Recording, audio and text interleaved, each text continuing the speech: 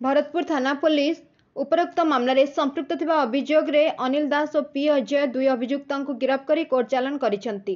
सूचनाजोग्य जे गत 2/4/2024 तारिख संध्या बेले सीटी कॉलेज निकटस्थ नाका गेट पाखरे अभियुक्त अनिल दास और पी अजय कम दाम रे चोरा मोबाइल फोन बिक्री करथिबा ने भरतपुर थाना अधिकारी एक विशेष सूत्ररु सूचना पाइथिले।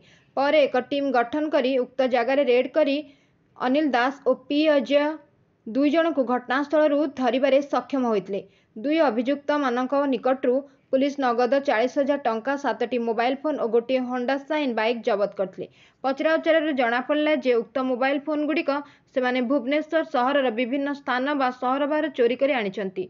दुई अभियुक्त पेशादार चोर होइतिबा बेले टंका सुना आदि दामी सामग्री सबको कार काच भांगी चोरी करते एवं चोरी करने से चोरा बाइक व्यवहार करथांती। दुई अभियुक्तों नाम पूर्वर मध्य भरतपुर बरगढ़ राजनगर सालेपुर तीर्तोल आदि थानागुड़िक 5टी आपराधिक मामला मान रही। बर्तमान मामलार अधिक तदंत चालू रही।